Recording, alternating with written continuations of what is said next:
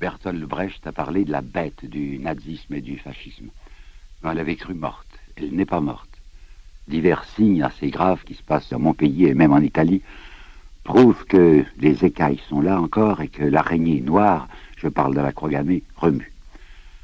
Donc il me paraît important aujourd'hui d'essayer de comprendre ce que c'est que le fascisme, et vous me pardonnerez de remonter assez loin, jusqu'à 1875, vous allez voir pourquoi, pour comprendre les origines de ce mouvement. En France, en 1871, le 8 février 1871, des élections avaient eu lieu puisqu'il fallait remplacer cet empire qui était tombé par la chute de Napoléon III. L'élection du 8 février 1871, c'est une chambre presque totalement royaliste. Il y a 750 députés, ils sont là plus de 600 royalistes. Il est vrai qu'ils sont séparés entre royalistes bourboniens et royalistes orléanistes, mais enfin ce sont des royalistes. Alors le paradoxe, c'est que cette chambre royaliste de 750 députés où il y en a 600 royalistes, cette chambre va décider que c'est la République qui sera le régime français. Ça paraît paradoxal, il faut essayer de comprendre. Il y a là une espèce de mystère historique. Eh bien, je voudrais le regarder de près. Tout ça, ce changement qui va s'opérer en janvier 1875, vient de quelqu'un fort intelligent, que je n'aime guère, mais enfin dont je salue l'intelligence, qui s'appelait M. Adolphe Thiers.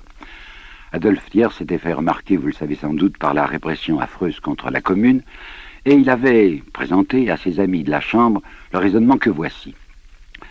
Moi, M. Thiers, j'ai été longtemps royaliste, au point que j'étais ministre de Louis-Philippe, et j'avais vécu dans le sentiment, pendant de nombreuses années, que c'était le système monarchiste qui préservait le mieux l'essentiel, et pour un homme comme M. Thiers, l'essentiel, c'était les structures économiques, c'est-à-dire que les riches ne soient pas menacés et qu'on continue à pouvoir gagner de l'argent sur le dos des pauvres. Alors, le raisonnement qu'il avait présenté était le suivant. Dans un régime monarchiste, au moins en apparence, au moins théoriquement, c'est la volonté d'un seul homme qui gouverne, qui s'appelle le roi, et il a devant lui des sujets. Mais il suffit que ces sujets déclarent « nous ne sommes plus des sujets, nous sommes des citoyens », pour que la volonté de ce personnage, le roi, soit une volonté combattue et même détruite. Preuve, disait-il, regardez ce qui s'est passé en 1689, encore davantage en 1692, voyez ce qui s'est passé en 1848, et voyez ce qui vient de se passer maintenant, disait M. Thiers, après le 4 septembre 1870, où brusquement la République a reparu. J'ai été, disait-il comme vous, effrayé par l'idée de la révolution, de la République, parce que la démocratie me paraissait très dangereuse. Et, c'est M. Thiers qui parle, j'ai fait le raisonnement suivant. Je me suis dit, après tout, ce système monarchique n'est peut-être pas le système préférable pour obtenir la paix sociale, ce que l'on appelle l'ordre établi. Pour la raison que je viens de vous dire, à savoir qu'il suffit que les gens se déclarent non sujets mais citoyens pour renverser le gouvernement. Tandis que réfléchissons ensemble à ce que peut être la République et le système démocratique. Le système démocratique, c'est en principe la nation qui gouverne, la liberté de la nation, le suffrage universel, la volonté nationale comme on dit. Mais réfléchissons d'une manière concrète à ce que c'est que la volonté nationale, c'est la majorité plus 1. Il suffit qu'il y ait la majorité plus 1 pour appeler ça volonté nationale. Alors l'homme qui est au pouvoir, ou le groupe qui est au pouvoir, et qui est mandaté par la souveraineté nationale, a entre les mains une puissance incomparablement supérieure à celle du roi, puisqu'il peut prétendre représenter la volonté nationale. C'est vous dire à quel point l'autorité est puissante maintenant, puisque toute rébellion contre cette autorité est en somme une rébellion contre la liberté des citoyens qui ont opté pour telle forme démocratique. Je reviens en arrière et M. Thiers disait, voulez-vous réfléchir ensemble avec moi à ce qui s'est passé lorsqu'on a donné la parole au suffrage universel en France? Ce que je vais vous dire d'abord, je ne suis pas sûr qu'il l'ait dit, mais il a parlé de 1848 et il a parlé de 1870, mais moi je vais vous parler de 1792. En 1792, vous vous rappelez bien, il y a eu brusquement la seconde révolution. Quand on dit révolution française, en réalité, on met sous le même vocable deux événements profondément différents. De 1789 à 1791, c'est une réforme monarchique encore. Le roi est là, il a son droit de veto, mais c'est seulement le 10 août 92 que la monarchie va disparaître. Les élections étaient à ce moment-là censitaires, vous savez ce que ça veut dire, il y avait des citoyens passifs et citoyens actifs, c'était l'abbé Sieyès qui avait inventé cette discrimination entre citoyens actifs et citoyens passifs, et c'était véritablement un chef-d'œuvre d'humour noir que d'appeler citoyens des gens qui n'étaient que passifs, c'est-à-dire qui n'avaient même pas le droit de vote. Et vous savez que la distinction était faite selon le sens, C-E-N-S, le sens électoral, ne pouvaient voter que les gens qui avaient suffisamment d'argent. C'était donc un système majoritaire de ceux qui possédaient contre ceux qui ne possédaient rien. Mais, à partir de 1792, on décide suffrage universel, il n'y a plus de roi, il faut refaire une nouvelle constitution, puisque maintenant c'est la République. Refaire une constitution impose de faire une nouvelle nomination de députés. On aurait dû appeler ça une constituante numéro 2, mais ça ne paraissait pas convenable. On peut parler de Vatican II, mais pas de constituante numéro 2. Alors pour convoquer les Français aux urnes, on leur avait dit, vous allez voter pour une convention. Pourquoi le mot convention? Parce qu'à ce moment-là, l'américanisme était à la mode et qu'on s'était emparé d'un mot anglais, convention, qui signifie réunion, pas plus.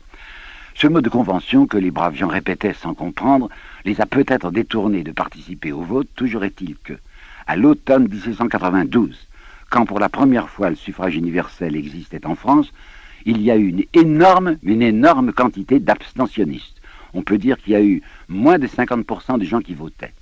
Et ceux qui votaient, la France à ce moment-là avait 26 millions d'habitants, on peut dire que 25 millions d'habitants étaient des pauvres gens, soit des journaliers, soit des ouvriers d'une industrie qui était plus développée qu'on imagine.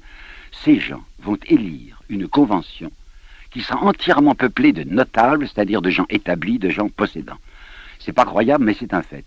Songez que sur ces 750 députés de la convention, il y avait deux, vous entendez bien, il y avait deux représentants du peuple. L'un s'appelait Armonville, qui était un quart d'heure de l'Aisne dans la région de Reims, et l'autre s'appelait Noël Pointe, comme son nom l'indique, il est employé à la manufacture d'armes de Saint-Étienne. Deux représentants du peuple, deux représentants de la plèbe, en face de 748 représentants de l'installation, de l'établissement. Alors, vous savez ce qui s'est passé, quand on dit convention aujourd'hui, avec Victor Hugo, on s'imagine que c'est une espèce de Sinaï entourée d'éclairs. En fait, il y avait une immense majorité qui s'appelait le centre, qu'on a appelé le ventre, si vous voulez, qui détestait Robespierre et qui a cherché tous les moyens de le renverser. Ceci pour vous dire que quand la première fois le suffrage universel a été consulté en France, il a donné la majorité à des gens qui représentaient le contraire des intérêts de l'immense majorité du peuple. 92. 1848. En 1848, le 24 février, gros événement national en France, pour la première fois, les prolétaires de Paris ont des armes qu'ils avaient saisies par la garde nationale qui ne soutenait plus Louis-Philippe. Enfin, on a des prolétaires en armes dans les rues de Paris. Épouvante, bien entendu, dans ce que l'on appelle la France possédante, les châtelains, les notables, qui vont faire des élections le 23 avril 1848. Et comme en 1792, de nouveau, cette France maintenant plus peuplée, et qui est composée en immense majorité de gens très pauvres, va déléguer pour les représenter des gens qui ne les représentent pas du tout et qui sont les châtelains, les notables, les gens installés. C'est la Chambre, enfin c'est l'Assemblée de 1848 dont vous connaissez peut-être les agissements. Cette Assemblée va provoquer au mois de juin 1848 une insurrection ouvrière parce qu'on va jeter à la rue les ouvriers des ateliers nationaux qui ne vivaient qu'avec les 1,50 francs qu'on leur donnait. On obtient donc très facilement une insurrection. Cette insurrection va être brisée par la force par un certain général Cavaignac qui s'est fait donner tous les pouvoirs. On va tirer à boulet rouge, c'est le cas de le dire, contre les maisons du faubourg ouvrier. Enfin, c'est fini, il n'y a plus de revendications, c'est tranquille. Mais les gens intelligents disent il ne suffit pas de s'être assuré la tranquillité sociale immédiate. À cause des coups de canon, on a obtenu que la classe ouvrière parisienne cesse d'avoir le goût des revendications. Mais quand on est intelligent, il faut penser à l'avenir. L'avenir, c'est la jeunesse. Par conséquent, c'est l'enseignement. Si bien que cette extraordinaire chambre de 1848, remplacée par la législative de 1849, peuplée uniquement de notables et de gens qui représentent la position, va faire cette fameuse loi Fallou, dont je dois vous dire un mot et je ne m'écarte pas du sujet. Cette loi Fallou, quand j'étais élève du lycée de Mâcon, et pourtant je n'ai été élevé qu'à l'école laïque, on nous la représentait comme une loi de liberté. C'est vrai, puisque le monopole universitaire était détruit. Ce monopole universitaire, vous le savez sans doute, avait été inventé en 1808 par Napoléon, qui avait créé un corps professoral qui était uniquement destiné à fabriquer des gens qui expliquaient aux jeunes écoliers qu'il fallait se soumettre au régime bonapartiste, au régime napoléonien. Bon.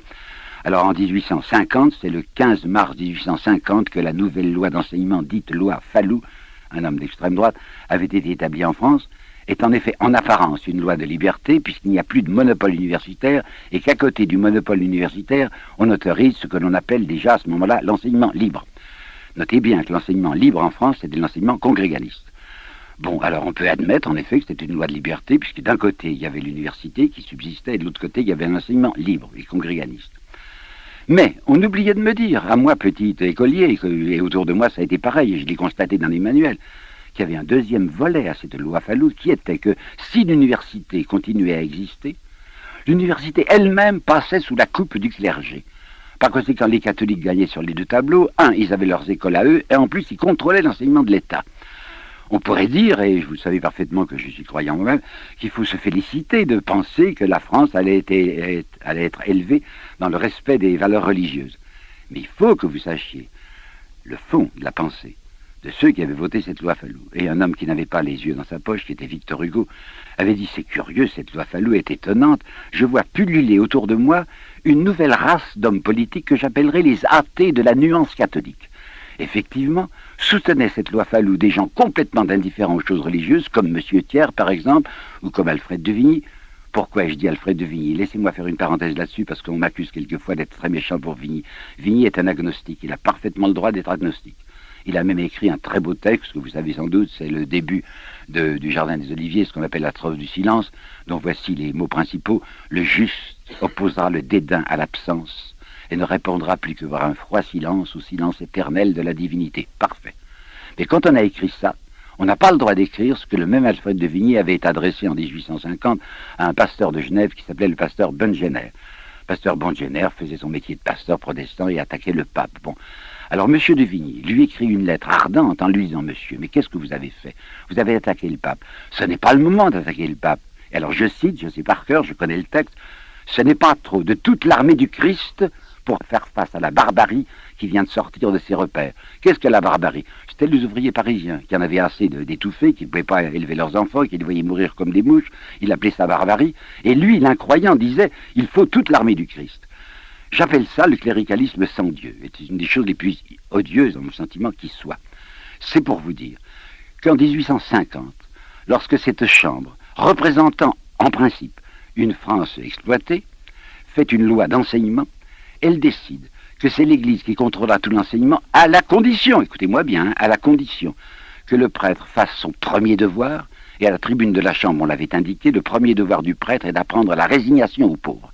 Par conséquent, on avait une loi qui préparait, de la part d'incroyants, d'une majorité d'incroyants, des générations d'imbéciles, car naturellement ceux qui avaient décidé la loi étaient trop intelligents pour croire aux billevésées chrétiennes, mais d'imbéciles qui deviendront dociles parce que les curés leur expliqueront qu'il faut être résigné. Vous voyez ce qu'elle avait été le résultat de la deuxième consultation du suffrage universel en 1948. Troisième consultation, nous sommes maintenant dans l'année 1871, 8 février 71. De nouveau, on va consulter le suffrage universel. On va expliquer au suffrage universel que nous, les châtelains, nous, les curés, nous, les notaires, nous représentons réellement la volonté nationale. Les gens vont marcher comme un seul homme et vous aurez cette chambre ultra-réactionnaire du 8 février 71. J'ai envie là de coudre une petite parenthèse qui me paraît intéressante, c'est l'attitude d'une femme comme George Sand. On me reproche parfois d'être injuste pour George Sand, mais je ne pense que vous ne savez pas ce que je vais vous dire là. Il y a une lettre de George Sand du mois de janvier 1871, à la veille des élections, disant: j'ai consulté la carte de la France et j'ai vu que mon département, vous savez qu'elle était châtelaine là à Nohant, près de la Châtre, j'ai vu que mon département est un des plus noirs sur la carte de l'alphabétisme français. Bravo, dit-elle. Mais les paysans ne savent ni lire ni écrire, par conséquent, ils vont obéir à la poussée qu'on leur donnera et voteront pour les châtelains dont elle était elle-même. Par conséquent, cette George Sand se félicitait de ce que les paysans assez imbéciles, au lieu de présenter leurs intérêts, se feront représenter par ceux qui sont contraires à leurs intérêts. Résultat, la fameuse chambre dont je viens de vous parler, la chambre royaliste de 1871.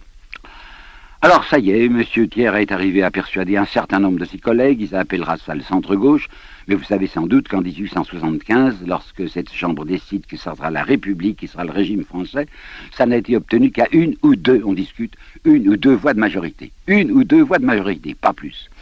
Alors on a constitué ce centre-gauche où pratiquement, aujourd'hui la chose est bien établie, se réunissent les grands affairistes. M. Thiers lui-même représentait les mines d'Anzin, il a à côté de lui un M. Léoncé qui représente les chemins de fer du Nord, et il y a plusieurs représentants des intérêts Rothschild dans ce centre-gauche. On l'appellera centre-gauche parce que pour prouver le républicanisme de ces gens-là, ils vont faire de l'anticléricalisme. Notez que l'anticléricalisme était indispensable. Il y avait à ce moment-là une emprise cléricale épouvantable sur la France, et il fallait se défendre. Mais pour ceux-là, pour les gens du centre-gauche, l'anticléricalisme était un alibi. Il s'agissait de pousser la classe ouvrière contre les prêtres pour l'empêcher de se diriger contre ceux qui étaient réellement ses exploiteurs. Et ça va marcher. Ça va marcher pendant des tas d'années. Pratiquement, ça va marcher depuis les élections de 1876 jusqu'aux élections de 1914, nous allons y venir. Et je dois appeler votre attention sur les faits qui se sont produits en 80-81, que l'on va maintenant célébrer en France. C'est le centenaire des lois laïques de M. Jules Ferry.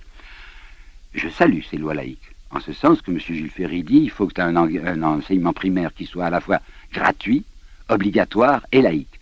Qu'est-ce qu'il entendait par le mot laïque? Il entendait la chose la plus juste qui soit. Étant donné que jusqu'alors, les instituteurs, même incroyants, étaient obligés, vous m'entendez bien, étaient obligés de faire la prière à des enfants dont les parents n'étaient pas croyants, et l'instituteur de même surveillait le dimanche l'assistance à la messe des enfants.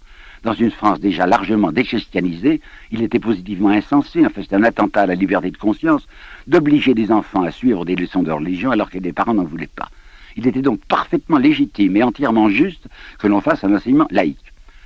Mais il faut que vous sachiez l'arrière-pensée de M. Jules Ferry. Jules Ferry représentait le centre-gauche, c'était ces républicains roses, enfin qui faisaient de l'anticléricalisme pour se dispenser d'autre chose. Et j'ai appelé dans un texte provoquant, mais auquel je souscris encore aujourd'hui, j'ai appelé Jules Ferry le Fallou laïque. M. Fallou, c'est celui, vous savez, qui disait il faut que l'enseignement soit dirigé par des prêtres qui apprennent la résignation aux pauvres. Et aujourd'hui, il faut lire les enseignements, les instructions qui avaient été données par M. Jules Ferry aux instituteurs. Le premier devoir de l'instituteur est d'enseigner aux enfants de la classe pauvre le respect des hiérarchies sociales. Comme il y a une vaste déchristianisation, on ne peut plus utiliser le christianisme pour faire tenir tranquilles les gens, mais maintenant on va demander aux instituteurs d'apprendre le respect d'une république, qui sera en effet une république laïque et anticléricale et la raison de l'être, mais le devoir de l'instituteur est avant tout d'expliquer aux petits-enfants qu'ils doivent être très obéissants à l'égard des hiérarchies sociales. Par conséquent, n'oublions pas que la réforme de Jules Ferry est une réforme à intention, à arrière-pensée sociale, une arrière-pensée qui vient d'entrer dans l'esprit de M. Jules Ferry. Nous sommes en 1880 parce qu'en 1879, pour la première fois, ce socialisme que l'on croyait écrasé en France depuis la répression de la Commune reparaissait. C'est en 1879, en effet, que le premier journal marxiste dirigé par Jules Guesde venait de reparaître. Par conséquent, il semblait à M. Jules Ferry qu'il y avait de nouveau un danger social. Il était donc indispensable que la génération des enfants soit élevée dans le respect de la discipline. Bien. Je vous disais tout à l'heure, et c'est vrai, que tout a bien marché jusqu'à 1914. Les élections avaient lieu tous les 4 ans, et obstinément, on voyait les pauvres gens de France choisir comme délégués les gens qui ne les représentaient pas du tout et qui avaient des intérêts contraires à eux. Mais voilà que, pour la première fois aux élections de mai 1914, une majorité de gauche se déclare à la Chambre. 103 socialistes, qui paraissaient à ce moment-là un chiffre effrayant, les radicaux et radicaux-socialistes. Si l'on admettait que ces radicaux et radicaux-socialistes étaient des réformateurs sociaux, qui est du reste discutable, on avait une chambre ingouvernable pour la droite, puisqu'il y avait une majorité de gauche. À ce moment-là, figurez-vous qu'en France, c'est presque incroyable aujourd'hui, toute la droite était mobilisée contre une idée de M. Caillot, ministre des Finances, qui voulait établir l'impôt sur le revenu. L'impôt sur le revenu paraissait une chose monstrueuse. Je me rappelle encore que M. Thiers, en 71, quand on avait parlé devant lui, disait « L'impôt sur le revenu, c'est l'Inquisition ». Et un homme qui s'appelait Raymond Poincaré, qui va prendre une grande position en France, avait lui aussi, en 1895, alors qu'on avait reparlé de l'impôt sur le revenu, dit « C'est le viol des fortunes privées. Surtout pas d'impôt sur le revenu ». Or, le 7 juillet 1914, cette Chambre élue au mois de mai, le 7 juillet, vote l'impôt sur le revenu. C'est dramatique, les possédants de France sont épouvantés. Par bonheur, et je dis bien par bonheur, vous allez voir pourquoi j'emploie cette expression, par bonheur, la guerre va surgir, et au moment de la guerre, il n'est plus question de problèmes politiques ou sociaux, il est question que de défense nationale. Et là, pour justifier mon mot par bonheur, il faut que je vous apporte une citation que je connais très bien d'un général trop bavard, qui s'appelait le général Rebillot, qui, le 13 décembre 1914, dans un journal d'extrême droite et antisémite qui s'appelait La Libre Parole, avait osé écrire le texte suivant, que je peux vous garantir authentique. Au printemps, la situation était perdue. Il n'explique pas, mais ça signifie, nous, les possédants, nous étions épouvantés parce qu'il y avait l'impôt sur le revenu. Par bonheur, la Providence, qu'est-ce qu'elle vient faire là? La Providence a inspiré à Guillaume II l'idée de nous attaquer. Ce qui signifie, dès que le problème est devenu un problème national, on n'a plus parlé de ce problème social, et pendant toute la guerre, on n'en parlera pas. L'impôt sur le revenu n'a pas été appliqué en 1914, n'a pas été appliqué en 1915, et comme la guerre traînait, en 1916, on a commencé à l'appliquer de la manière du reste la plus minime. Nous arrivons à la fin de la guerre, la France est victorieuse, c'est parfait, il va y avoir des élections en novembre 1919. Les élections de novembre 1919 sont admirablement satisfaisantes. On a appelé ça les élections du bloc national. Le mot national est toujours un mot séduisant, mais il faut savoir ce qu'il y avait derrière le bloc national. Ça s'appelle, on le sait aujourd'hui, l'union des intérêts économiques. On peut dire qu'ils annonçaient la couleur, Union des intérêts économiques. Et on avait choisi comme candidats à la députation des anciens combattants, en particulier des officiers, soit mutilés, soit blessés, soit décorés. C'est de la chambre, comme on dit, bleu horizon, une chambre parfaitement satisfaisante du point de vue politique et social. Donc la chambre de 1919 est une chambre parfaite. Cette chambre est confrontée à des problèmes très graves, en particulier les dettes. Il y a un endettement épouvantable de la France à cause de ce qu'elle avait dû faire financièrement pendant la guerre, et il s'agissait de combler ce déficit. Toute la droite était opposée à l'idée que la France pouvait elle-même contribuer à réduire ce déficit, en disant l'Allemagne paiera. Et on avait demandé à l'Allemagne des sommes astronomiques qu'elle était incapable, certainement incapable. Elle avait certainement la volonté de payer le moins possible, mais les chiffres qu'on lui demandait étaient inacceptables. Bon, il fallait donc un effort français. Pas question que ceux qui avaient été les bénéficiaires de la guerre participent à la réduction de la dette. Pas question. Hein. Et M. Clémenceau, qui avait espéré être président de la République, avait perdu la présidence de la République au profit d'un nommé Deschanel, parce que Clémenceau, qui conservait encore un arrière-souvenir de ce qu'il avait été lorsqu'il était radical dans sa jeunesse, Clémenceau avait osé, dans un discours de novembre 1919, déclarer à Strasbourg « Il faut appliquer sérieusement l'impôt sur le revenu et encore plus sérieusement la loi du 1er juillet 1916 sur les bénéfices de guerre où il y a eu des bénéfices scandaleux. » Ça lui a coûté la présidence de la République. Il avait dit des choses qu'il ne fallait pas dire. Néanmoins, il y a ce problème des dettes. Alors qu'est-ce qu'on va faire? Eh bien, le ministère, qui était un ministère Poincaré-Mitterrand, décide que c'est la totalité de la nation qui payera les dettes. Pas du tout d'impôt sur le revenu majoré, pas du tout de prélèvement sur les fortunes, il n'y en avait pas question. On va augmenter de 20% les impôts indirects. Vous savez bien que les impôts indirects, ce sont ceux qui frappent tout le monde. Alors évidemment, ça avait déplu, et je le pense bien, à une partie des Français, si bien que en 1924, pour la deuxième fois, vous avez une chambre indocile, une chambre de gauche.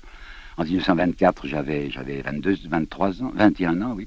Je votais, je me rappelle encore, j'étais normalien à ce moment-là, la véhémence avec laquelle nous étions un groupe à l'école normale pour soutenir la candidature de la gauche qui s'appelait à ce moment-là Cartel des gauches, c'est-à-dire l'union des socialistes et des radicaux. Le Cartel des gauches gagne les élections de 1924. En mai 1924, c'est le Cartel des gauches qui est au pouvoir. Avec qui? Avec un monsieur respectable, certes, qui s'appelait Édouard Herriot. Mais Édouard Herriot était un homme qui était très attentif à sa stabilité de maire de Lyon, et il n'était maire de Lyon qu'avec la complicité de la droite. Alors M. Édouard Herriot va faire exactement ce qui s'était produit déjà en 1899, dont j'aurais dû vous parler, mais j'ai le droit de le faire maintenant. En 1899, il y a eu l'affaire Dreyfus. Et vous savez que l'affaire Dreyfus avait vu se développer en France un antisémitisme incroyable, où le journal Les Assomptionnistes, La Croix, s'honorait d'être le journal le plus antisémite de France, et où, à travers l'antisémitisme, c'était en réalité de grands intérêts qui agissaient sur la France. Bon.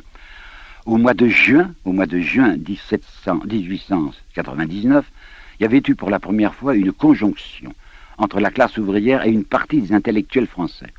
Et le long des Champs-Élysées, le 8 ou 9 juin, je crois, 1899, il y avait une manifestation conjuguée, je souligne, la première fois qu'on voyait ça, entre jeunesse intellectuelle de la Sorbonne, pas de la faculté de droit, mais enfin, faculté des lettres et un certain nombre d'autres, avec une force ouvrière. Ça paraissait très inquiétant, il fallait donc défendre la République, c'est parfaitement vrai, si bien qu'on avait appelé au pouvoir un monsieur Waldeck-Rousseau, qui représentait lui aussi le centre-gauche. Waldeck-Rousseau avait fait un ministère de défense républicaine, et il avait le droit, il avait raison de faire une défense républicaine, mais s'inquiétant de ce mouvement social auquel participaient des intellectuels et des ouvriers, il avait décidé que cette défense républicaine serait avant tout anticléricale. Parfait, il le fallait.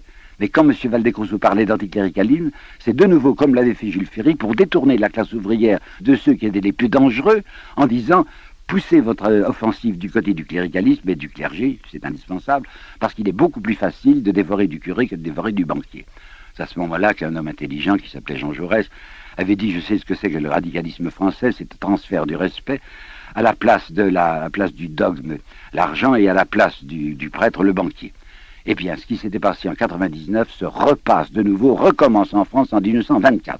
Je me rappelle à quel point j'en avais été déçu, j'étais déjà ce que l'on appelle un catholique de gauche, et j'avais été navré de voir que M. Herriot mettait à son programme, comme si c'était l'essentiel, la rupture des relations diplomatiques avec le Vatican. Notez que je comprends parfaitement. Je ne vois pas pourquoi la France aurait un nonce, la France est un pays laïque, pourquoi devrait-elle s'agenouiller devant le Vatican? Bon, d'accord. Mais quand un homme comme M. Herriot faisait ça, c'était de nouveau, comme pour Waldeck-Rousseau, détourner le mouvement ouvrier de ce qui était essentiel, c'est-à-dire une réforme des structures, pour ne passer que ce qui était marginal, c'est-à-dire à l'anticléricalisme. Néanmoins, il avait une collaboration avec les socialistes. Le chef des socialistes s'appelait Renaudel. Et Renaudel avait prononcé une phrase qui a jeté l'épouvante chez les gens de bien: il faut prendre l'argent où il est. Ce n'est pas du tout que M. Herriot ait eu l'intention de faire des choses pénibles pour les structures économiques et sociales, certainement pas. Mais il suffisait d'avoir dans son gouvernement un homme comme Renaudel qui paraissait le démon.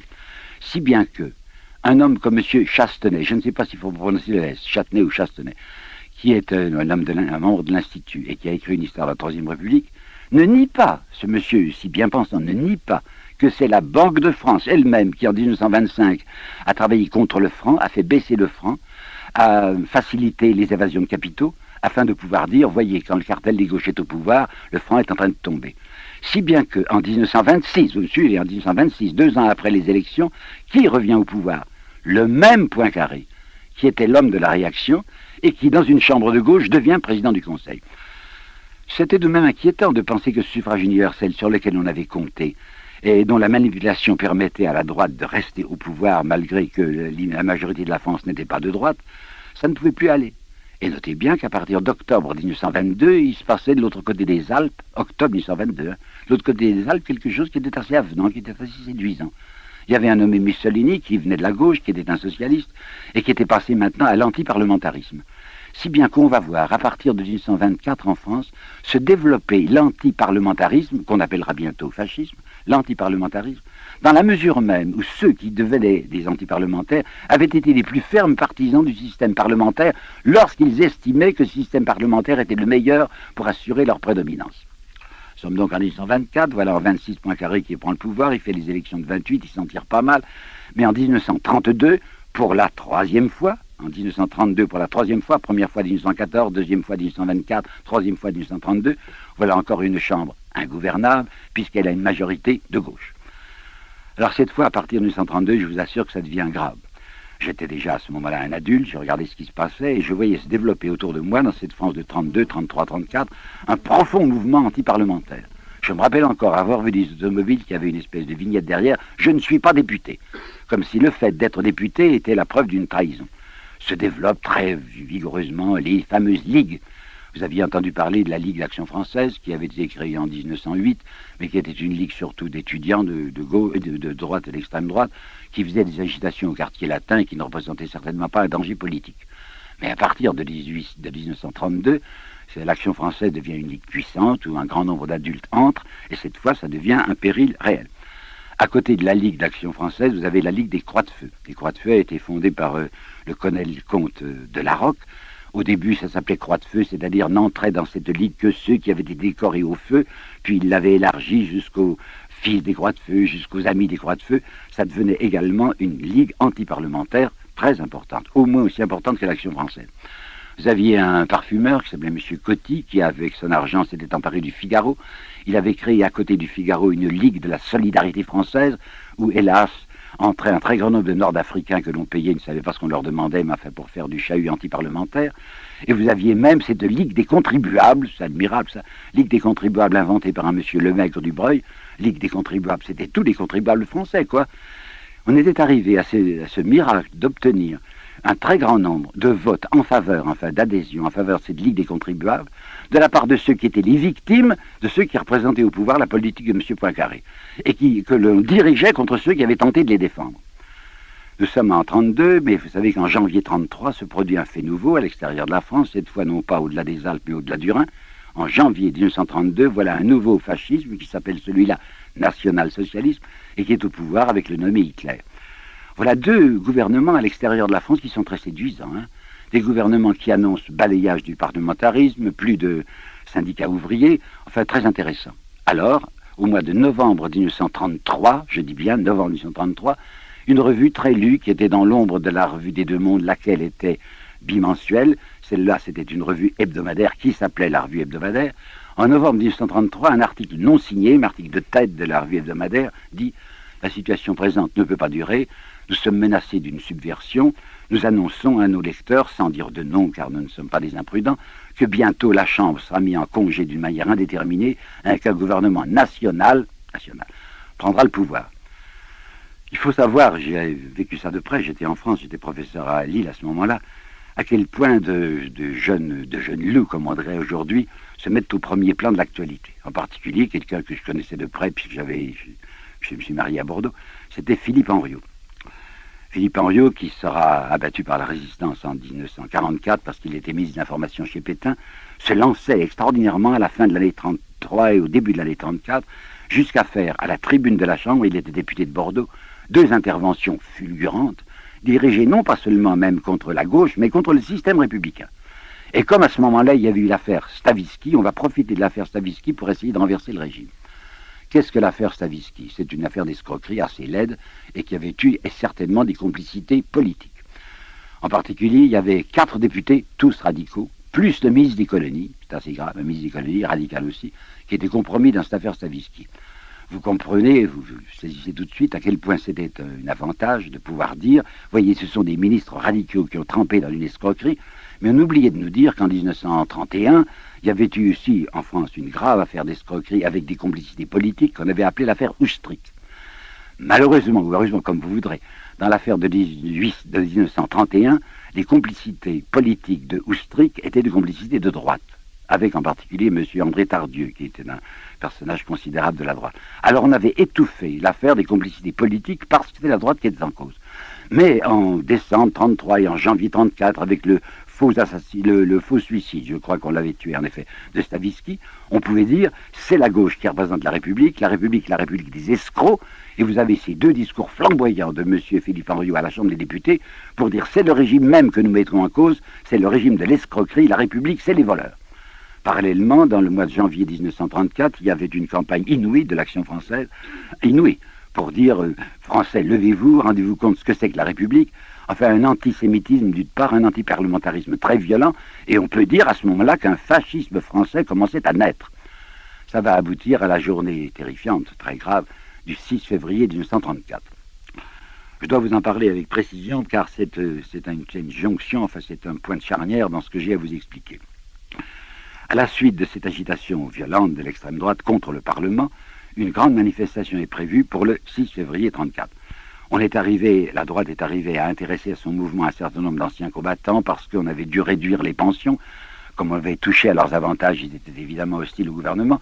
Si bien que ce 6 février 1934, il y a sur la place de la Concorde, voyez où c'est, c'est en face de la Chambre des députés, environ 40 000, ça compte, environ 40 000 personnes très excitées contre le système républicain. Là, il y a une majorité d'Action française, semble-t-il. Mais de l'autre côté de la Chambre, c'est-à-dire sur l'autre verso de la Chambre, sur la place de Bourgogne, il y a les croix de feu.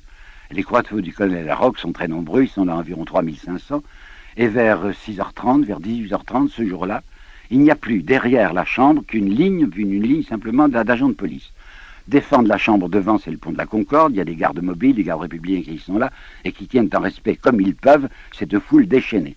Les gens d'Action française s'en vanteront du reste plus tard, au bout de leur canne, ils avaient installé des lames de rasoir, et avec des lames de rasoir, ils coupaient le jarret des chevaux de ces gardes mobiles qui s'écrasaient. Toujours est-il que c'est vraiment une bagarre très dure.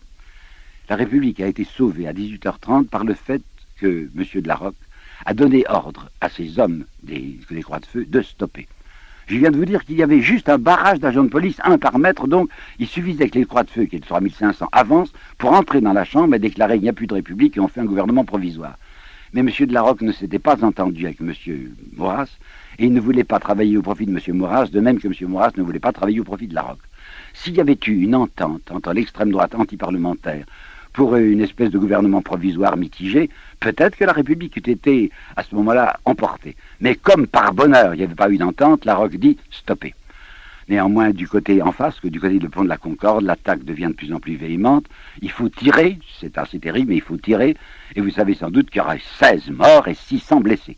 C'est la nuit la plus grave que la France avait connue depuis très longtemps. Tirer, qui était responsable? C'était un nommé Daladier. Qui avait donné l'ordre de tirer? C'était le gouvernement, et le gouvernement était présidé par le radical Daladier. Immédiatement, Daladier tremble à l'idée qu'il a les mains, comme on dit, couvertes de sang. Et il ne faut pas oublier qu'il y avait dans l'opinion publique française un mouvement antiparlementaire considérable. Je vous avais parlé des ligues, mais il faut que vous sachiez aussi l'effort d'une partie de la presse quotidienne et surtout des hebdomadaires. La presse quotidienne de droite et d'extrême droite, c'était l'Écho de Paris, c'était Le Jour, c'était l'Action française. Mais vous aviez à côté, depuis 1928-30, 3 hebdomadaires dont le tirage était considérable et qui, dans leur ensemble, ils étaient trois. Hein. Il y avait Candide, il y avait Gringoire et il y avait Je suis partout, avec M. Brasillac. Ils avaient quelque chose comme 2 millions de lecteurs. Et ces gens étaient déchaînés contre Daladier en disant « c'est un homme dont les mains sont couvertes de sang ». Il pouvait rester au pouvoir étant donné qu'il avait une majorité parlementaire confortable. Mais comme il voit contre lui une partie sérieuse de l'opinion qui le déteste et qui dit « Daladier est responsable du sang qui est répandu », il démissionne. Cependant, je dois dire qu'il avait auprès de lui, non pas au gouvernement, mais le soutenant Léon Blum, qui lui dit « Mais vous ne devez pas vous retirer, monsieur Daladier. Vous avez cette majorité parlementaire. » Daladier n'ose pas, démissionne, et on va faire appel, le président de la République va faire appel à une personnalité nouvelle. C'est le fameux ministère du 9 février 1934, et ce ministère s'appellera le ministère Doumergue, qui sera soi-disant un ministère d'union nationale, d'union sacrée, où on verra en effet se réunir des gens de gauche, ou soi-disant de gauche comme M. Herriot, et à droite un homme comme M. Tardieu. C'est M. Doumergue, ancien président de la République, qui est chargé de constituer le nouveau gouvernement. Qui est Doumergue? L'opinion publique aujourd'hui ignore encore la signification de l'élection de Doumergue. En 1924, il avait fallu procéder brusquement à une réélection du président de la République. Pourquoi?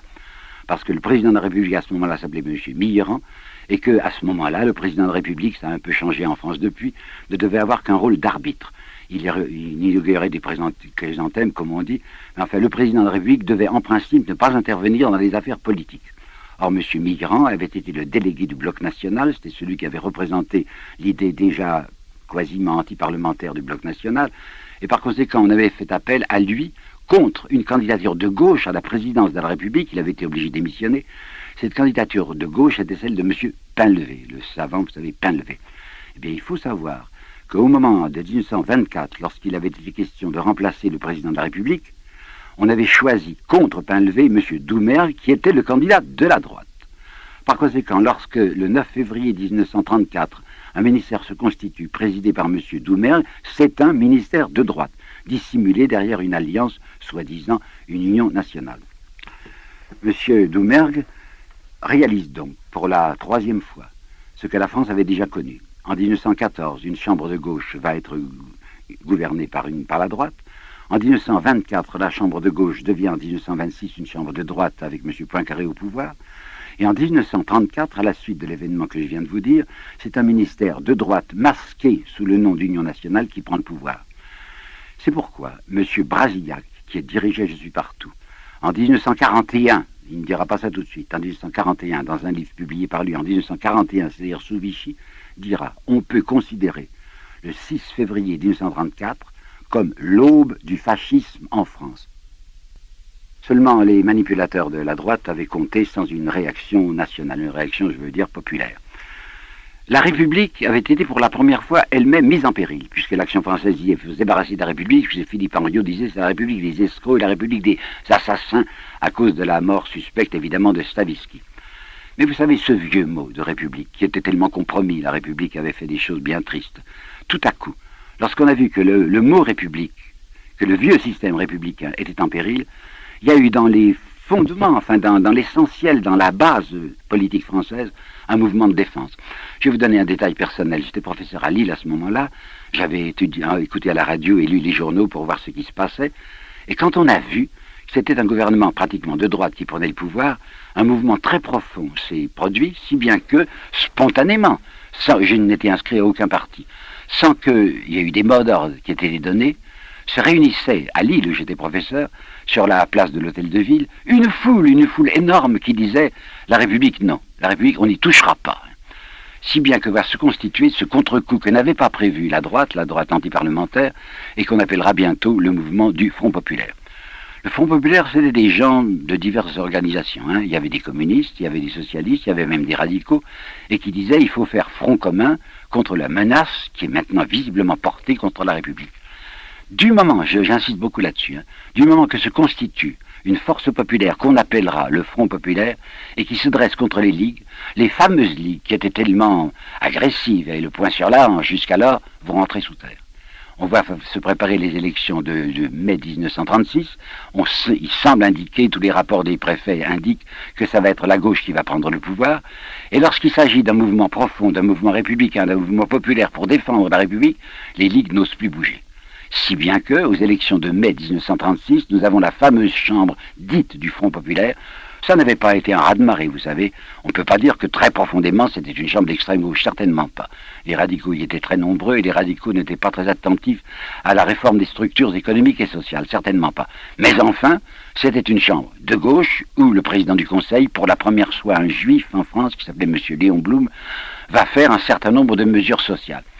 Attention, Blum est un homme loyal qui dit « nous n'avons pas, les marxistes, enfin soi-disant, n'ont pas la majorité en France, nous ne pouvons pas faire autre chose que de gérer le capitalisme sous la forme qui se présente, mais nous allons tenter, disait M. Blum avec loyauté, nous allons tenter de tirer du système capitaliste tout ce que l'on peut de justice sociale. » Et qu'est-ce qu'il va faire? Vous savez, il va faire tout de suite la loi des 40 heures, enfin maximum de travail hebdomadaire 40 heures, et deuxièmement les congés payés.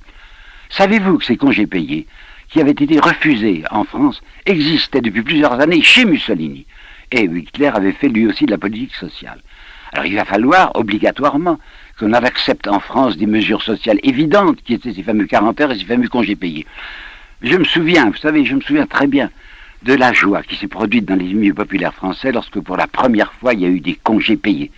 C'est-à-dire que la classe ouvrière avait le droit de gagner sa vie, d'avoir son traitement pendant 15 jours, puis pendant 3 semaines. Et pour la première fois, des gens qui n'avaient jamais vu les montagnes, qui n'avaient jamais vu la guerre, qui n'avaient jamais pu conduire leurs enfants respirer sur les hauteurs ou au bord de la mer, vont pouvoir le faire en 1936. Une joie profonde. Je ne dis pas qu'il y avait un mouvement profondément révolutionnaire, mais je dis qu'à ce moment-là, la classe ouvrière française redressait la tête. Simone Weil, vous connaissez le nom, enfin, l'ancienne Simone Weil, celle qui est morte en 1942. Simone Weil, dans un très beau texte, dira « L'atmosphère avait changé. Jusqu'à présent, la classe ouvrière était toujours dominée et baissait la tête, et maintenant nous avions au pouvoir des gens qui ne dirigeraient pas la police contre nous. Nous avions l'impression que tout s'ouvrait, que la perspective était toute neuve, une espèce de vent de la Pentecôte qui soufflait sur la France. Bon, congé payé, les gens sont heureux. Mais, le patronat, qui avait été obligé de céder à la pression de M. Léon Blum, et qui avait eu horriblement peur des occupations d'usines. Notez que les occupations d'usines s'étaient faites de la manière la plus correcte, on avait toujours préservé les instruments de travail, on n'avait jamais fait des vols dans les grands magasins, on n'avait jamais touché aux instruments de travail, il n'y avait jamais eu de sabotage. Néanmoins, Blum représentait le malheur, représentait le désastre, parce qu'il était un socialiste, et en plus parce qu'il était juif. Alors on va voir le patronat français reprendre, si je puis dire, du poil de la bête. Ceux qui avaient dirigé le patronat français dans les accords de Matignon avaient cédé trop vite, si bien que le patronat met à sa tête un nommé Gignoux, qui lui était un patron de choc, et qui va publier une petite brochure qui s'intitulait « Patron, soyez des patrons ». Si bien que Blum, voyant qu'il a contribué une opposition très grave et se souvenant de ce que l'on avait fait contre le franc, contre M. les Renaudel et M. Herriot en 1934, va organiser lui-même ce qu'il appelle la pause, P-A-U-S-E, la pause. Ça veut dire ne faisons plus pour l'instant de manifestations, enfin de réformes dites de structure, enfin un commencement de réforme, parce que je vais avoir contre moi une trop grande partie de l'opinion publique. En réalité, ceux qui avaient tremblé parce que Blum était au pouvoir sont décidés à tout faire, je dis bien tout, plutôt que de revoir un homme comme Blum au pouvoir. Et j'ai entendu de mes oreilles cette phrase saisissante et que je vais développer, tout, vous entendez bien, tout plutôt que Blum. Un homme qui est aujourd'hui académicien et qu'on doit respecter puisqu'il est académicien et qui s'appelle M. Gaxot. M. Gaxot avait osé écrire les mots que voici, que je sais par cœur. Blum, c'est un mot qui révulse le sang français. Blum, c'est le mal. Blum, c'est la mort. Alors on va assister, dans les années où nous sommes maintenant, les années qui précèdent la guerre, à un très profond et très grave mouvement dit national pour préparer à la place de l'aube du fascisme qui s'était esquissé en 1934, une véritable aurore du fascisme. Et là, je tiens à vous expliquer le comportement de ceux qui s'annonçaient eux-mêmes comme les nationaux. Le mot national avait toujours servi d'emblème à ceux qui, derrière ce mot national, dissimulaient des préoccupations individuelles, personnelles à la défense des privilèges. Je vous dirais même, si vous voulez, c'est un vieux souvenir, mais ce n'est pas assez connu et je tiens à le dire, qu'en 1789, lorsqu'on avait constitué les gardes dites nationales, la première idée avait été de constituer des milices bourgeoises Pourquoi en 1789? Parce qu'on avait distribué des armes à la foule pour la jeter contre la Bastille, et que les dirigeants, M. de Lafayette en particulier, s'étaient dit c'est très grave de penser que les pauvres gens ont des armes entre les mains, il faut leur retirer leurs armes. On leur avait distribué des armes gratuitement le 12 et le 13 juillet. Le 14 juillet, 97 personnes s'étaient fait tuer à la prise de la Bastille. Alors monsieur de Lafayette avait dit on va constituer des milices bourgeoises, puis ce mot paraissait un peu nu, on avait dit garde nationale.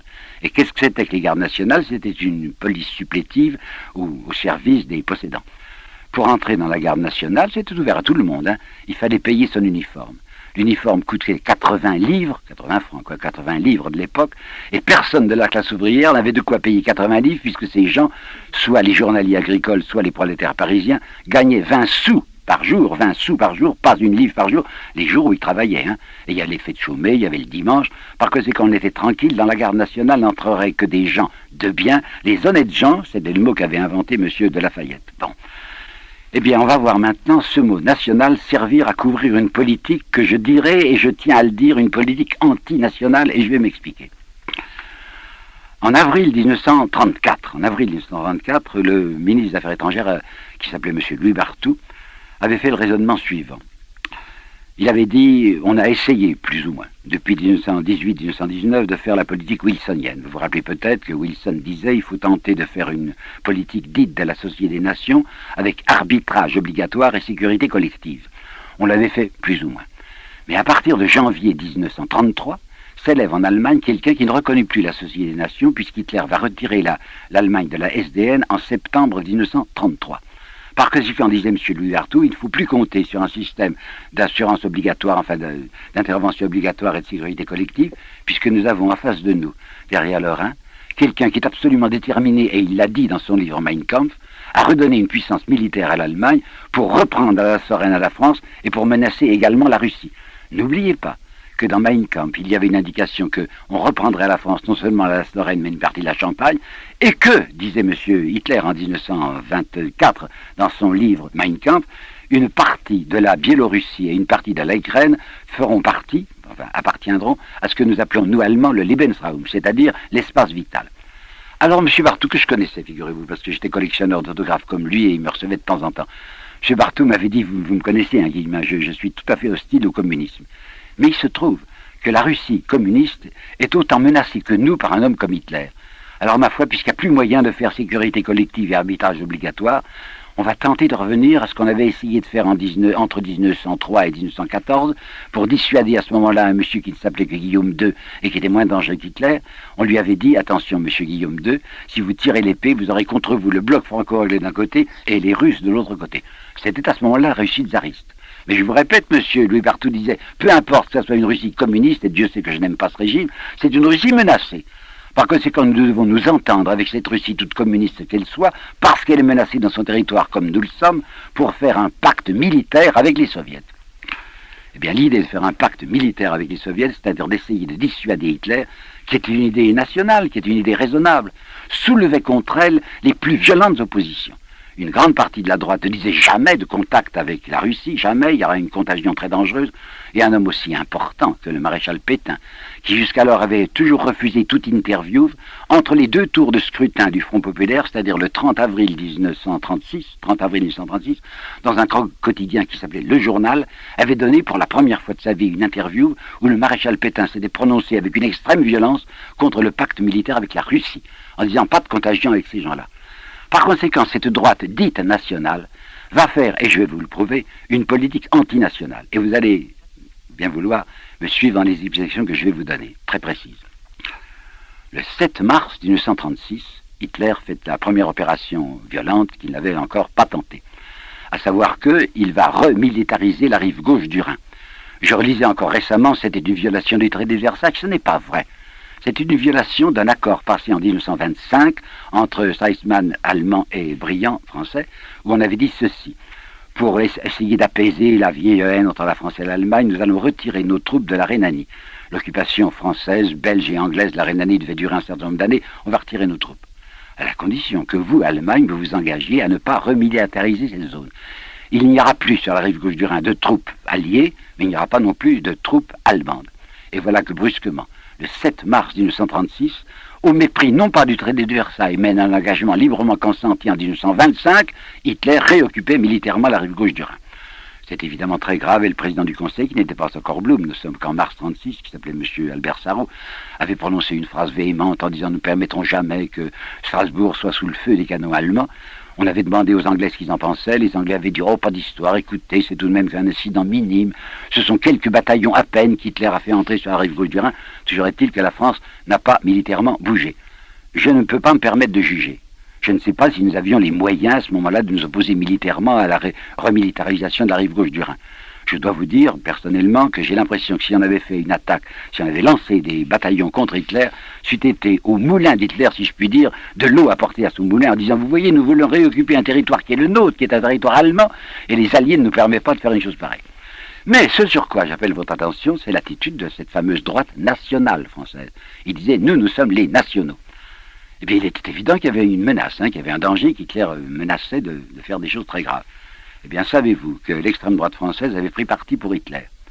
Et qu'en particulier, lorsque Blum, qui n'était pas encore au pouvoir, mais qui allait entrer au pouvoir bientôt, disant « mais il faut faire un stop, enfin c'est impossible, on ne peut pas admettre une chose pareille, parce que c'est une menace sur l'intégrité de la France », toute la presse de droite, et en particulier les fameux 3 hebdomadaires dont je vous parlais, s'était déchaînée à l'idée qu'on pouvait s'opposer militairement à Hitler, surtout pas. Et savez-vous qui s'est produit à ce moment-là? Nous sommes le 10 mars 1936. Un mouvement très extraordinaire, assez oublié aujourd'hui, et je désire qu'il ne soit pas oublié, qui s'appelait Comité de vigilance des jeunes Français mobilisables. Vous avez bien entendu? Comité de vigilance des jeunes Français mobilisables. Ils vont faire une grande réunion à Magic City, c'est environ 3000, et à la fin de cette réunion, il est déclaré unanimement que jamais nous nous engagerons dans une croisade contre Hitler. Parce qu'Hitler a le malheur de persécuter les Juifs et que nous ne voulons pas de croisade juive. C'est le mot que M. Maurras va reprendre le 15 mars 1936 dans son journal L'Action française, en disant « Nous brouiller militairement avec Hitler, s'engager dans une aptitude de dureté à l'égard d'Hitler, c'est favoriser c'est travailler au profit de ceux qui veulent défendre absolument les Juifs. » Savez-vous qui était à la tête de ce mouvement, le comité de vigilance des jeunes Français mobilisables? Eh bien, c'était 2 personnages illustres, l'un comme l'autre, Darquier de Pellepoix, que nous allons retrouver à Vichy à la tête des affaires juives, et un monsieur que je dois respecter puisqu'il est toujours aujourd'hui de l'Académie française et qui s'appelle monsieur Thierry Moyer. Voulez-vous avec moi réfléchir un instant à ce qui serait produit en France au printemps 1914, par exemple, si un groupe d'extrême gauche avait décidé, vous savez, en cas de guerre, nous ne marcherons jamais. Poincaré, émigrant, Poincaré, qui était président de la République à ce moment-là, aurait évidemment déchaîné la police contre ces gens qui s'annonçaient comme des réfractaires et qui auraient dit « nous ne marcherons jamais dans une guerre contre l'Allemagne ». Il n'y en a eu presque pas. Vous savez, l'état-major s'attendait à 10% de réfractaires, il n'y en avait pas eu 2%, étant donné que la France était attaquée en 1914, et je me le rappelle très bien, j'avais 11 ans, il y avait un mouvement national total pour la défense du sol français. Mais ce que je trouve très singulier, c'est qu'en 1936, des gens qui voient parfaitement qu'il y a une menace hitlérienne sur le sol français décident qu'ils ne feront pas de guerre à Hitler parce que ça serait soutenir les sémites et les Blum du gouvernement. C'est tout de même très grave comme indication. Si ça avait été des gens d'extrême gauche, c'est-à-dire des petits prolétaires qui s'étaient agités dans une manifestation, on aurait déchaîné la police contre eux. Mais il s'agissait de fils de famille, vous savez, de gens très bien. Les 3000 personnes qui s'étaient réunies à Magic City appartenaient à la classe bourgeoise. Alors on n'avait pas agi contre eux, monsieur le président du conseil, qui s'appelait Sarraut, avait convoqué Darquier de Pellepoix et Thierry Mounier pour leur dire, écoutez, vous êtes mis dans un cas très grave, je vous demande de réfléchir, ne pas forcer le gouvernement à une intervention, attention à ce que vous faites, si bien que, assez prudemment, il s'était retiré. Mais enfin, il y a eu ce geste extrêmement important d'un refus de guerre contre l'Allemagne parce que c'était, paraît-il, au service des Juifs. 7 mars 1936. Nous arrivons à juillet 1936. Depuis mai, c'est M. Blum qui est au pouvoir. Et le 18 juillet 1936, on apprend, grosse nouvelle que vous savez bien, qu'un coup d'état militaire s'est produit en Espagne. Toute la presse de droite va hurler en disant « Vive Franco » parce que Franco représente la stabilité, l'ordre, etc. Mais rendez-vous compte que la France était de nouveau menacée, une 3e fois. Depuis 1922, était menacée du côté de sa frontière alpine par un Mussolini qui avait annoncé publiquement « Je veux reprendre à la France et Djibouti et la Tunisie », puis bientôt il parlera de la Corse et de Nice. Et puis vous aviez un monsieur Hitler qui annonçait ouvertement ce qu'il voulait faire, c'est-à-dire contre la France. Eh bien, savez-vous que ça n'impressionnait pas du tout les gens de droite, qui se disaient cependant, enfin, c'était évident, qu'avec un gouvernement franquiste en Espagne, un gouvernement appuyé ouvertement, on le savait très bien, par le fascisme italien et par le nazisme allemand, nous allions avoir une troisième frontière à défendre. La France était à ce moment-là encerclée. Vous aviez l'Allemagne, vous aviez l'Italie, et vous aviez maintenant, avec un nommé Franco, un danger militaire sur la frontière des Pyrénées. Il était donc, mais indispensable et évident, que la France soutienne ce gouvernement républicain qui, lui, ne menaçait pas nos frontières. Mais il faut que vous sachiez que toute la droite française, les trois hebdomadaires dont je vous parle et les grands journaux, étaient favorables de la manière la plus pathétique, la plus véhémente à Franco, et que, sachant pourtant, tout le monde le savait, qu'il y avait des aviateurs allemands, la Légion Condor, et qu'il y avait des volontaires, soi-disant, des volontaires italiens qui seront jusque près de 50 000, la presse de droite acclamait, avec un incroyable enthousiasme, toutes les victoires remportées par les ennemis de la France, c'est-à-dire par les Italiens et par les Allemands, dans une Espagne qui devenait un danger pour nous. C'est vous dire à quel point ceux qui s'intitulaient des nationaux pensaient exclusivement politique intérieure, pensaient à leur politique personnelle, à leurs avantages, au détriment même de la sécurité française, si bien que Blum, qui voulait soutenir la République espagnole, ne pourra pas le faire. Puis nous sommes en 1936, nous arrivons à 1938 maintenant. 1938, Hitler a déjà annexé l'Autriche, comme vous savez, et décide maintenant de poser la question de la Tchécoslovaquie. Avec une incroyable et diabolique habileté, Hitler dit aux Alliés, mais écoutez, vous avez fait la guerre, paraît-il, en 14-18, au profit des nationalités, en disant les peuples ont le droit de disposer d'eux-mêmes. Or, il se trouve, et il avait raison, or il se trouve qu'au nord de la Tchécoslovaquie, il y a des Allemands, qui ne sont pas du tout des Tchèques, qui sont absolument des Tchécoslovaques, qui sont des Allemands, et qu'on appelait les Allemands des Sudètes. C'est vrai qu'on avait fabriqué en 1919 une frontière assez factice de la Tchécoslovaquie, afin qu'il y ait un rempart de montagne au nord de la Tchécoslovaquie, un rempart de montagne assez défendable. Mais c'est vrai aussi qu'on avait incorporé à la Tchécoslovaquie des gens qui n'étaient nulle bande tchèque, qui étaient de race et qui étaient de langue allemande. Alors Hitler avait cette admirable facilité de dire, mais c'est au nom de vos propres principes que je vous demande de libérer les Tchèques du Nord, enfin les faux Tchèques, c'est-à-dire les Sudètes, et de leur permettre de rejoindre le grand Reich allemand qui avait déjà annexé l'Autriche. C'était mettre la France et les Alliés dans une position évidemment difficile. Mais d'autre part, en 1925, mon pays avait signé, avec la Russie du reste, une garantie d'intégrité du territoire tchécoslovaque. Bon, la discussion était possible. Je vois que c'était très délicat. Mais ce qui est très important et que je souligne violemment devant vous, c'est l'attitude de la presse de droite, qui voyait parfaitement qu'il y avait là une menace contre la Tchécoslovaquie, qu'une fois qu'elle aurait perdu sa frontière du Nord, elle serait infiniment vulnérable. Elle était déjà vulnérable du côté de sa frontière occidentale avec l'Autriche, et maintenant, si on lui enlevait les Sudètes, elle était à la merci d'Hitler.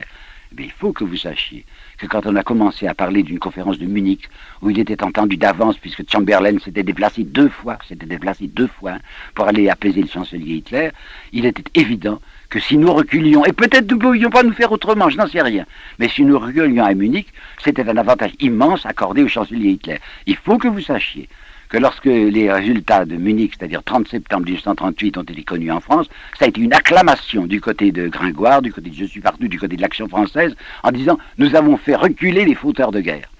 Savez-vous aussi que la droite ne s'était pas préoccupée de redonner du matériel français devant la menace hitlérienne? Pétain, ça serait une autre conférence, mais laissez-moi vous dire là quelque chose d'important. Pétain avait été ministre de la guerre en 1934 dans le gouvernement Doumergue. Il était ministre de la guerre, il devait donc, me semble-t-il, se préoccuper de l'armement français. Il y avait 600 millions qui étaient disponibles pour les achats de matériel, et il n'avait fait que pour 400 millions, donc 200 millions de moins d'achats de matériel militaire. Puis avait succédé le gouvernement Flandin, puis le gouvernement Laval. Hitler continuait à faire un réarmement ouvert. Les crédits militaires d'Hitler en 1934 avaient été 3 fois supérieurs aux crédits militaires de l'année 1933, par conséquent on le voyait se réarmer, et la France continuait à ne rien faire. C'est uniquement, il faut le savoir car on le cache aujourd'hui, c'est uniquement le gouvernement du Front Populaire, c'est le gouvernement Blum, qui au mois d'octobre 1936 avait fait voter au Parlement 14 milliards, et pour l'époque c'était considérable, 14 milliards pour accroître les moyens de la défense nationale. Savez-vous l'accueil qui avait été fait par les nationaux à ces 14 milliards? Blum est un fauteur de guerre. Blum prépare la guerre contre l'Allemagne parce que Blum est un sémite et que par conséquent faire la guerre à l'Allemagne c'est au profit des Juifs. L'affaire de Munich est une affaire terrible. Je viens de lire, c'est très intéressant, ça vient de sortir, les mémoires de De Gaulle, enfin pas mémoires, les notes de De Gaulle. Vous savez peut-être que l'édition Plomb, dirigée dans ce cas-là par le fils, Philippe de Gaulle, a publié les lettres, notes et carnets de Charles de Gaulle de 1905, il avait 15 ans jusqu'à 1940. Et je vois que le général de Gaulle, qui ne sera général de brigade, vous le savez, que le 1er juin 1940, général de Gaulle, qui était pourtant un homme qui n'aimait pas le communisme, écrivait dans une lettre à sa mère, qui s'inquiétait, c'était une personne très bien élevée, très conservatrice, qui s'inquiétait du pacte militaire avec la Russie. Général de Gaulle disait, mais il faut utiliser évidemment l'alliance russe.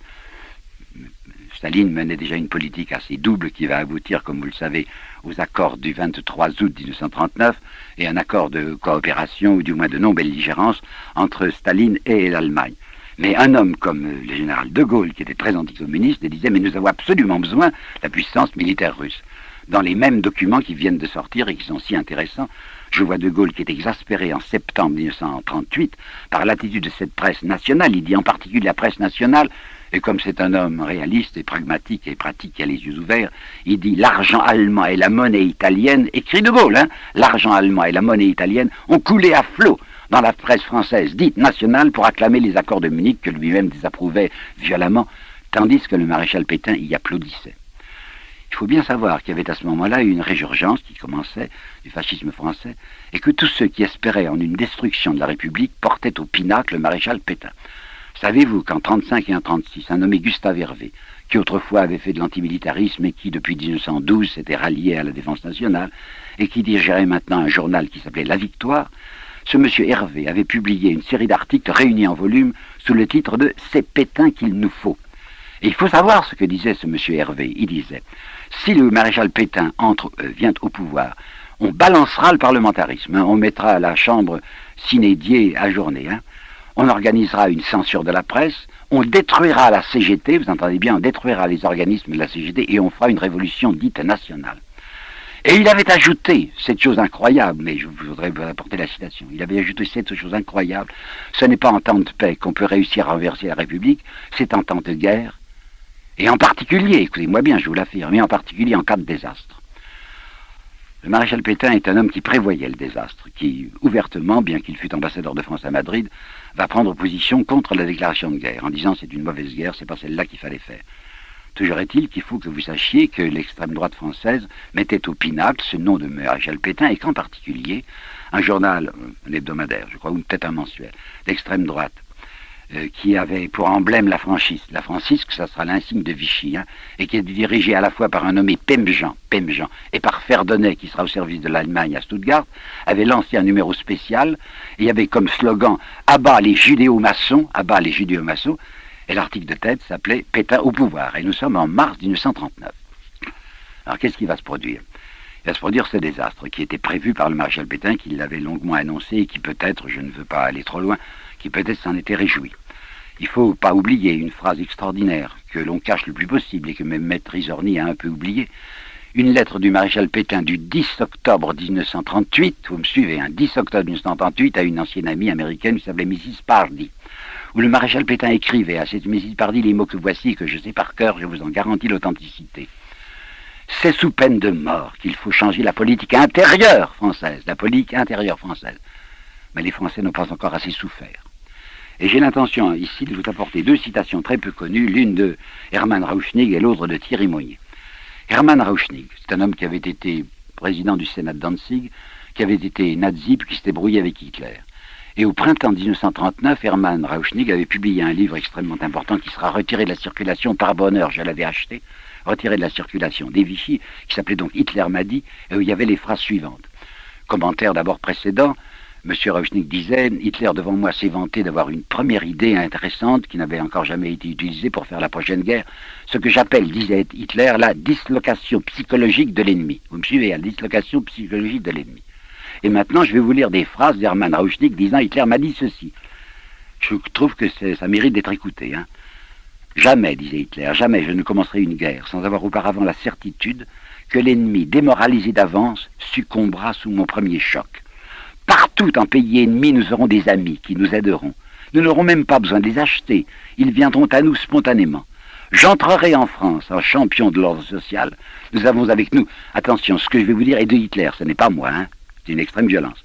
Nous aurons avec nous les classes dirigeantes et possédantes, c'est-à-dire ces milieux d'affaires, pour qui un seul mot du vocabulaire politique s'écrit en lettres capitales, c'est le mot profit. Voilà ce qu'écrivait Hitler. Et il ajoutait, ses collaborateurs spontanés n'auront pas de peine à trouver des phrases patriotiques servant d'habillage à leur jeu. C'était déjà pas mal. Hein. Hitler comptait sur des termites à l'intérieur de la France pour préparer une dislocation psychologique de mon pays. Écoutez bien maintenant une citation de M. Thierry Mounier, dont je vous répète qu'il est toujours par bonheur académicien. À ce moment-là, il dirigeait un mensuel qui s'appelait Combat. Et en novembre 1938, c'est-à-dire 2 mois après Munich, M. Thierry Mounier n'hésitait pas à écrire ceci. Beaucoup de gens raisonnables estimaient qu'une défaite de l'Allemagne eût signifié l'écroulement des systèmes autoritaires qui constituent le principal rempart à la révolution communiste. En d'autres termes, écoutez-moi bien, en d'autres termes, qu'une victoire de la France eût été celle de principes considérés à juste titre comme menant droit à la ruine de la civilisation. Vous avez bien entendu, hein, c'est un Français, futur académicien, qui dit qu'une victoire de la France eût été celle de principes conduisant à la ruine de la civilisation. Et il poursuivait. Il est regrettable que les hommes et les partis qui avaient cette pensée ne l'aient pas en général avouée, car elle n'avait rien d'inavouable. J'estime même qu'elle était une des principales raisons et des plus solides, sinon la plus solide, de ne pas faire la guerre à l'Allemagne au moment de septembre 1938. J'ai vécu 1914. Hein. Bon, j'avais 11 ans, mais j'ai tout de même un petit garçon qui avait les yeux ouverts. Je vous assure que je n'ai jamais vu autour de moi en 1914 aucun Français souhaiter autre chose que la victoire de la France. Bon, c'est vrai, nous étions attaqués, il fallait défendre notre sol national. Tandis que j'appelle votre attention sur ce fait dramatique, pathétique, affreux, qu'une partie de l'opinion publique française ne souhaitait pas la victoire de la France. Savez-vous qu'Alain Lobreau, qui était le premier collaborateur de Brasillac à Je suis partout, a publié encore sous l'occupation allemande, c'était la fin, c'était en janvier 1944, son journal. Et M. Alain Lobreau, dans son journal, avait écrit le 3 septembre 1939, au moment où la France se décide, à la suite de l'Angleterre, à déclarer la guerre à Hitler. C'est inouï ce que je vais vous dire, c'est une phrase d'Alain Lobreau. Ce que je souhaite pour mon pays, c'est une guerre courte et désastreuse. Alors nous allons, grâce au désastre national, assister non plus à l'aube du fascisme, mais à ce qu'il faut bien appeler l'aurore du fascisme. Là, je vais vous apporter une citation trop peu connue de Bernanos. Bernanos va voir se réaliser le gouvernement de Vichy dont je vous avais parlé dans un instant. Et il dit « C'est le triomphe d'une minorité impopulaire qui depuis 20 ans cherchait en vain électoralement sa chance et qu'il a trouvée dans le désastre de la patrie. » C'est vrai, parce que dès que le gouvernement Pétain a été constitué, en faisant un armistice qui lui permettrait de gouverner la France comme il l'entendait, de faire sa politique intérieure, qui était son obsession depuis un certain nombre d'années, à quoi va-t-on assister? Premièrement, l'acte constitutionnel du 11 juillet qui va paraître au journal officiel du 12 juillet 1940, à la suite du vote massif, c'est parfaitement vrai, hein, 600 députés vont voter, ou 460 vont voter les pleins pouvoirs à Pétain, ne se doutant pas du reste de ce que Pétain allait en faire. Les pleins pouvoirs, c'était habituel en France, vous voyez, Daladier, il l'avait utilisé bien souvent. Alors les députés qui sont réunis, les députés et sénateurs qui sont réunis à Vichy, croient qu'on va demander simplement quelques réformes constitutionnelles à Pétain. Mais l'acte constitutionnel du 11 juillet paru au journal officiel du lendemain 12 juillet comportait les mots suivants. Sont abrogés les articles tant et tant de la Constitution française, articles de janvier et de février 1875, et c'étaient les articles par lesquels le gouvernement français décidait que c'était la République qui était le régime français. Or, des instructions avaient été données à la presse, que je peux vous apporter, la presse de Vichy. Interdiction était faite à la presse française de reproduire ces articles constitutionnels de 75, afin que les Français ne se rendent pas compte qu'on était en train de leur détruire sournoisement la République, et le maréchal Pétain, avec habileté, s'était dit, il ne faut pas que les Français s'en aperçoivent. La République disparaît pratiquement ce 11 juillet 1940, mais de la manière la plus clandestine. Mais ce qui n'est pas clandestin, c'est le comportement immédiat du maréchal Pétain sur 2 points. Premièrement, le maréchal Pétain va dissoudre la CGT, c'est-à-dire les forces syndicales, parce qu'il ne veut plus d'opposition syndicale. Et troisièmement, immédiatement, et sans avoir la moindre pression de l'Allemagne, il va commencer à faire son statut des Juifs, à faire dénaturaliser les Juifs qui avaient été depuis 1927 admis comme citoyens français. Et Baudouin, qui a été son ministre des Affaires étrangères pendant un certain temps, et qui a publié ses mémoires après la guerre, Baudouin dira « Je dois à la vérité de dire que dans les réunions du Conseil des ministres de Vichy, c'était le maréchal qui était le plus sévère à l'égard des Juifs. » Le maréchal va commencer à exclure les Juifs de la magistrature, de l'enseignement si possible, enfin de tout ce qui peut sembler quelque chose qui a une puissance sur l'opinion publique. Et le maréchal Pétain va s'engager dans la politique antisémite que vous savez, qui aboutiront aux épouvantables rafles de 1942. Nous sommes donc en présence, vraiment cette fois, de l'aurore d'un certain fascisme français. On discute encore aujourd'hui, par exemple, M. René Raymond, qui est un homme estimable, dit on ne peut pas parler exactement de fascisme. Mais l'Américain Paxton, qui a fait un très beau livre, et c'est un homme du dehors, Paxton, hein, La France de Vichy, dit c'était tout de même un fascisme. En ce sens que c'était le pouvoir central qui décidait qu'il n'y avait plus maintenant de rébellion ouvrière, que les grèves étaient interdites, et que par conséquent tout allait se développer au profit du grand capital. Et je vous dirais qu'à mon sens, ce qui s'est développé à Vichy, c'était un certain fascisme français qui était un mélange de Salazar, qui admirait beaucoup le maréchal, et de Maurras, mais enfin un véritable fascisme français. Bon, le gouvernement de Vichy s'écroule, maintenant c'est la libération, et on n'ose plus parler de fascisme. Hein. De même qu'en 1935-36, la droite n'avait plus bougé lorsqu'elle avait vu une profonde révolte populaire qui avait donné le front populaire dont je vous ai parlé. De même, au lendemain de la libération, surtout quand on apprenait ce que les Allemands avaient fait dans leur camp de la mort, dans leur camp d'extermination, plus personne n'osait se donner pour de droite. Surtout pas fasciste, même pas de droite. Il y avait un mouvement dont vous avez gardé le souvenir, qui s'appelait le MRP, Mouvement Républicain Populaire, qui se donnait pour le parti de la fidélité, pour le parti de Gaulle, et qui en réalité réunissait toute la droite française, qui était dissimulée. Personne n'osait plus dire qu'on était de droite. Mais enfin, c'était un parti de droite. Le fascisme n'existe plus. Plus de danger en France pendant un certain nombre d'années. Pendant un grand nombre d'années, surtout quand on apprend ce qui avait été le sort des Juifs et des déportés en Allemagne. Mais voilà qu'en 1958, puis 59, puis 60, un nouveau danger fasciste apparaît en France. Pas exactement en France, en Algérie. Vous connaissez la politique du général de Gaulle qui avait décidé légitimement qu'il n'y avait pas d'autre solution que de donner l'indépendance à l'Algérie. Et vous savez sans doute qu'il y avait des gens qu'on appelait les pieds noirs qui voulaient à tout prix que l'Algérie restât française pour y conserver leurs propres privilèges. Il y avait là un groupe qu'on a appelé quelquefois groupe des 5 et quelquefois le groupe des 7 qui contenait des fascistes ouverts, enfin des gens qui s'annonçaient comme fascistes, et qui s'étaient dit on va essayer d'établir en Algérie un gouvernement, à nous un gouvernement pro-fasciste, et puis peut-être que grâce aux parachutistes on pourra débarquer sur la France et faire un fascisme français. Il faut bien que vous sachiez qu'en 1958, mon pays a été de nouveau menacé d'un fascisme d'importation qui serait venu d'Afrique du Nord. Et c'est là où je dois dire que le général de Gaulle, qui pourtant n'était pas fanatique de la démocratie, s'est bien conduit. Je sais parfaitement que des gens que j'estime, comme M. Madès France par exemple, ont pris position contre le général de Gaulle en disant à ce moment-là, oui, il veut faire une république consulaire. Néanmoins, le général de Gaulle, je vous dis la vérité là-dessus, a protégé la France d'une république des colonels qui était menaçante si on avait vu des gens comme Salan et les autres prendre le pouvoir en France. Il va tout de même sauver la République. C'est vrai, c'est une République particulière où les droits du président de la République sont considérables, où il y a un certain domaine réservé. Néanmoins, la démocratie qui constitue une chance, la démocratie c'est le régime de l'espérance. Tant que les gens décident de s'occuper de ce qui les regarde, c'est-à-dire leur politique personnelle, il y a une chance pour que l'organisation de la cité soit une organisation juste. Je sais bien qu'on a tout fait pour déterminer les Français à s'occuper autre chose de ce qui les regarde. Je sais qu'autrefois, c'était l'opium du peuple quand les curés étaient écoutés, maintenant ils ne sont plus écoutés. Alors on met à la place quoi? Ben, vous le savez bien quoi, les compétitions sportives, le loto, etc., la vie privée des vedettes, l'érotisme, tout ça c'est parfait pour empêcher les Français de penser à ce qui les concerne. Hein. Mais enfin, on ne peut pas dire que pendant un certain nombre d'années, il y a eu un danger fasciste en France. Les années passent. Le souvenir de ce qui s'est passé avec l'Allemagne s'efface. Des gens protestent même contre la projection d'un film qui s'appelle Holocauste parce qu'on vous dit c'est rappeler la haine. Et vous connaissez parfaitement, je ne sais pas ce qui se passe dans votre pays, mais je parle de la France, les agitations, les publications d'un certain nombre de gens qui disent on nous a raconté des histoires, les chambres à gaz n'ont jamais existé et les Juifs n'ont pas eu tellement de morts. Par conséquent, maintenant, à l'époque où nous sommes, ces jours-ci, il y a évidemment une résurgence du fascisme en France. Il y a un très grand danger. Ce danger, vous l'avez vu se manifester à l'affaire de la rue Copernic et à Anvers avec ces enfants juifs qui avaient été, on avait tiré dessus, et probablement à Bologne. Toujours est-il que pour la première fois maintenant, depuis un certain nombre de mois, le danger nazi, le danger fasciste existe de nouveau. La chance que nous avons, c'est que, évidemment, si vous voulez, quelques éléments qui ont permis le fascisme italien et le nazisme allemand sont réunis. Quels éléments? Une inflation, un chômage considérable, un certain désenchantement de la vie politique qui fait que si un homme se présentait, comme on dit, l'homme à poigne, peut-être aurait-il derrière lui une foule dangereuse. Mais par bonheur, mais par chance, il n'existe pas encore, je ne crois pas dans votre pays, en tout cas pas en France, quelqu'un qui puisse centraliser autour de lui, cristalliser autour de lui l'espoir du fascisme.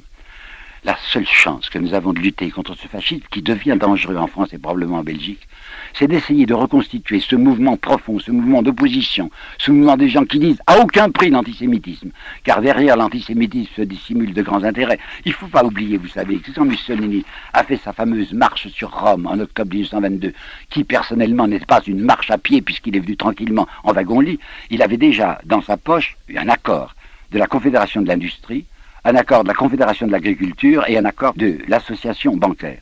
Il faut savoir aussi que quand Hitler va prendre le pouvoir en janvier 1933, il a reçu, grâce à M. von Papen, l'appui de la grande sidérurgie allemande. Je ne vois pas, par bonheur, je ne vois pas, ni en Belgique ni en France, quelqu'un qui puisse représenter ces grands intérêts et qui puisse cristalliser autour de lui ce mouvement-là. Mais il existe. Et de même qu'en 1935 et 1936 avaient reculé les ligues lorsqu'ils avaient vu qu'il y a un profond mouvement populaire, de même la seule espérance que nous avons d'empêcher le fascisme belge ou le fascisme français, c'est qu'il y ait un puissant mouvement, un profond mouvement, un mouvement mobilisateur, un mouvement qui soit à la fois crédible et généreux en faveur d'une reconstitution de la cité. Malheureusement, nous ne sommes pas encore là.